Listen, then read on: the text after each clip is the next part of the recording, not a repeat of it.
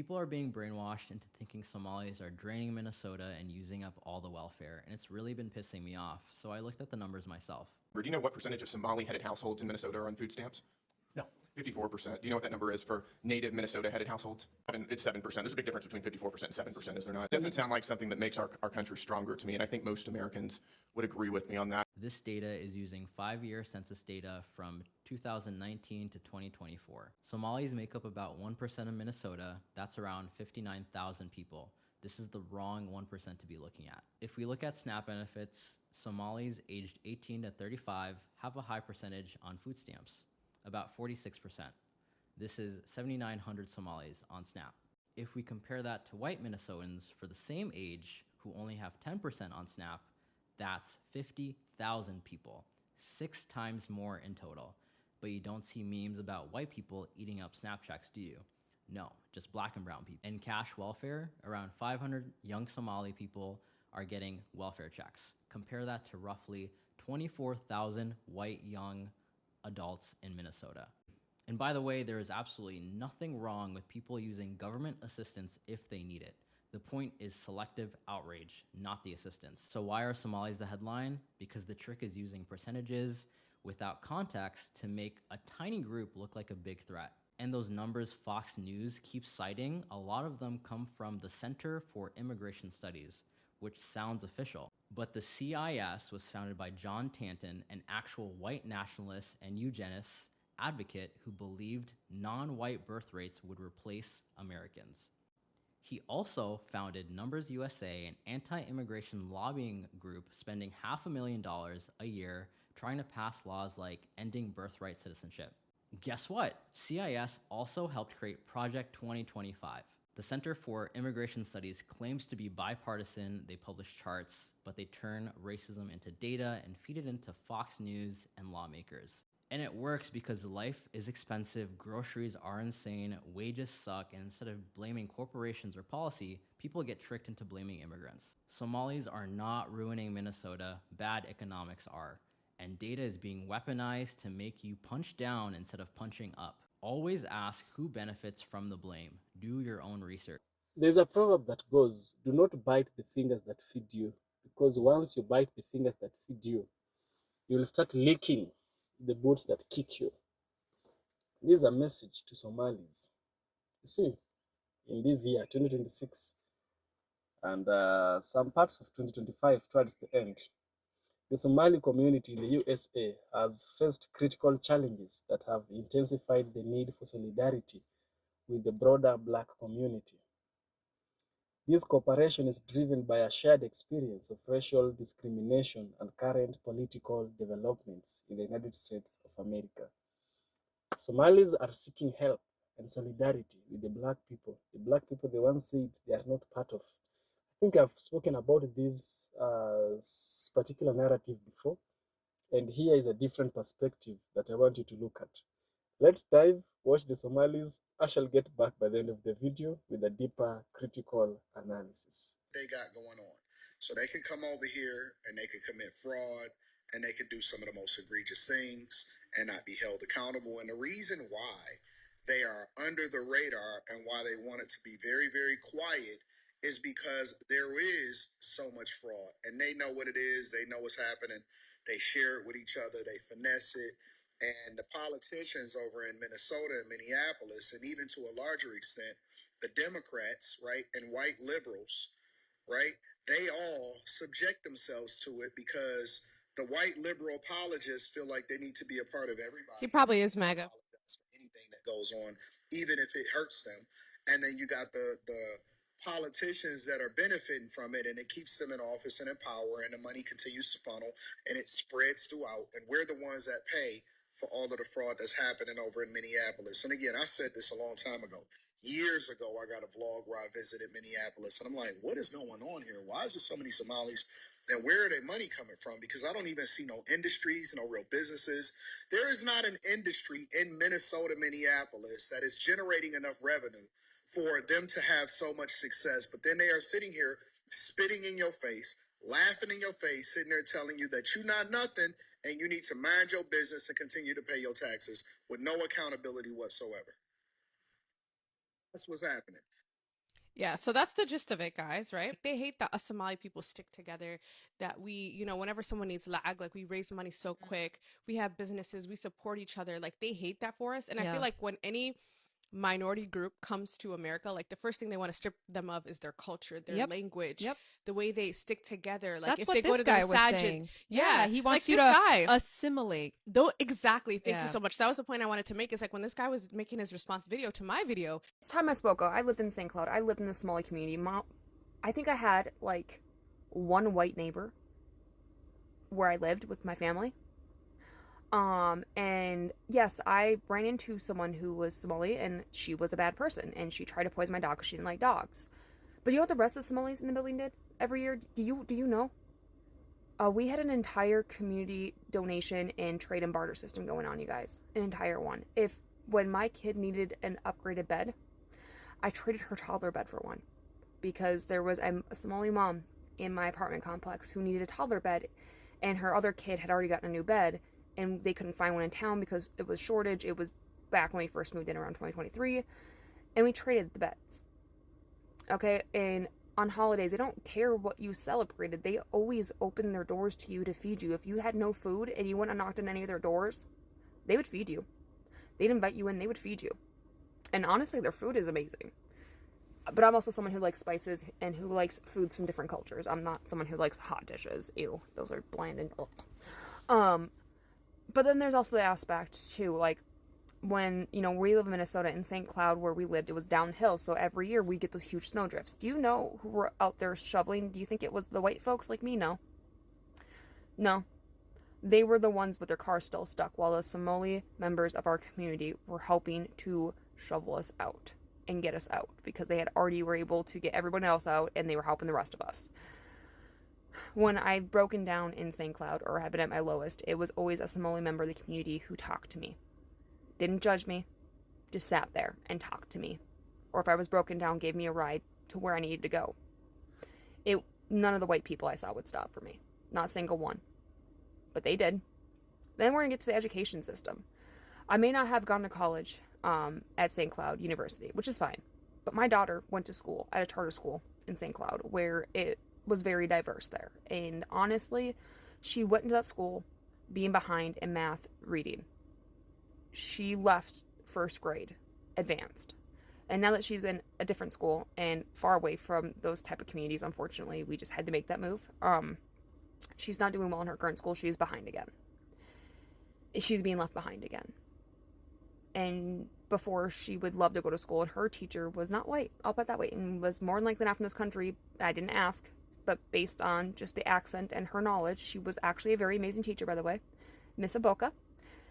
And she loved all of her students. And I wish I had a teacher like Miss Aboka, like my daughter had in first grade. Because she was so loving, so caring, so kind, so nurturing. And she wasn't white. I've never seen a white teacher ever do what Miss Aboka did. And how she taught, or how any of the other teachers who were not white taught. And you want to know the funny thing? The only issues we ever had in that school were with the white teachers. But now in this school, she doesn't want to go to school. She doesn't want to get up early. She doesn't want to get dressed for school anymore. She doesn't want to go to school anymore. Because we're not in that school. They don't care about the students where she's at, it seems like. They do to a point, but not at that level that her old teacher, Miss Aboka, cared about her. And that's the difference, you guys, is you guys see all the bad because that's all the news pushes. That's all. If you lived in the part of St. Cloud, especially on the east side of St. Cloud, you are going to see a lot of bad. I lived on the east side of St. Cloud. I worked on the east side of St. Cloud, okay? I saw a lot of bad. But not once did I ever imagine, like, immediately go to think, I need to hate that entire race because of that one person. Not once. And I wouldn't blame other races for hating white people for what's going on. I won't blame you if you hate me just based on the color of my skin because of the bullshit and the bigotry and the racism that's going on. I would not blame you. But just know, I would never, ever, ever hate anyone else's race or skin color just because of one bad seed. Every race in this world has bad seeds. And the bad is always going to be talked about more than the good, but the good is always going to outweigh those bad seeds. And that is what I have to say on the issue in Minnesota, is that, yeah, there's a lot of bad seeds in every single race here. It doesn't mean the entire race is bad. And we need to keep that momentum and that thought process and that mindset going forward in 2026. Today, I had to report someone at work because what they said was not okay and it was quite racist. You would think that what's going on in Minneapolis right now, people would want to come together. I was grabbing breakfast this morning in the cafeteria where I work. I went to the cashier to check out, and the lady was trying to make small talk with me. And then she jokingly says, "Oh, that will be $200. And clearly what I got was like a few bucks. And I laugh. I'm like, ah, yeah, whatever. Just swipe my card. But then what she said next truly shocked me. Like, this has not happened to me. She was like, ha ha ha, that'll be $200. I know about you guys' fraud. Insinuating that I could afford something expensive because my money is not ethically obtained. I'm like, do you see I'm literally working? Like, what do you mean? Anyways, that person definitely got reported. I do not play about how I am treated and how my people are treated, and that's not okay. I will definitely report you. You can call me a Karen. I don't care.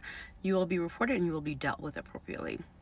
Zero tolerance for stuff like that. Absolutely zero tolerance. Not funny. I want to talk about something that I've been doing wrong. So as we continue to advocate for the immigrant communities in our local neighborhoods and our city, we should make sure that we're always respecting them and being culturally appropriate. And I have not been doing that with the Somali community, and I'm very sorry. In my last video, I had a comrade come into my DMs and educate me about the difference between the usage of Somalian and the usage of Somali, and that Somali is the correct and preferred term, especially by Somali folks. Somalian has traditionally been used by outsiders, so people outside of the Somali community, and it is not preferred by the actual community themselves. And it's very important that we make sure that we're respectful at all times, even when we're advocating for a community. So I just want to make sure it's clear. The appropriate term is Somali, Somali language, Somali food, Somali people, Somali businesses, and to make sure that you're using it as an adjective. So to the Somali community again, I'm very sorry. I will always advocate for you, but please know that you have a very safe space and very welcome to always correct people who are advocating for you, especially me. I would never in my life take it as someone being ungrateful, and I know that are a lot of people's experience, but just know I see it as an act of love in a way that I can do better and make sure that I'm respecting folks at all times. I don't care if we have 5 followers, 10,000, 50,000. We have responsibilities on our platforms to make sure that we're advocating correctly and appropriately. And so I want to make sure I'm doing that. So thank you so much to the comrade in my community that showed me some love and care and gave me some resources to learn more. I am literally so fatigued, so tired, and exhausted of pretending things are okay because not even 1% of things are okay right now. We're having the biggest ICE operation that's happened in American history, happening in the middle of nowhere, Minnesota. And it's just so insane because patients are being kidnapped from hospitals. People are being kidnapped in broad daylight. People are being killed in broad daylight. And this is so disgusting and tasteless. And I can't just sit on here and talk about the MCAT and the future in medicine and research when we don't even know what tomorrow looks like. It's insane. Half of the people that might be pursuing research, they've left this country. A lot of people doing research have left. I am a part of that. I'm going to pursue my master's in the UK because most of the research organizations here are being severely underfunded or they don't exist anymore. And it's just so senseless to sit here and talk about these things when nothing is okay. And I refuse to pretend things are okay. Leaders and youth leaders from the Somali community and from the Muslim community in Minnesota. And we're gathered here today to fully support and endorse President Trump and J.D. Vance. Some of the key issues of the community are the global wars, and we're for peace. Economic issues, family values and education, are some of the critical issues that this community cares. أنا معهم ملنا دبي أنت اللي وضو باسبوركي ولا قاطي وعلي ساوك جرا أنتو قفوا إمبسي لسؤال الكورو إلا قبض لسؤال Andale, I don't want to be here no more. I'm so tired of being here, this place. This is where I'm living.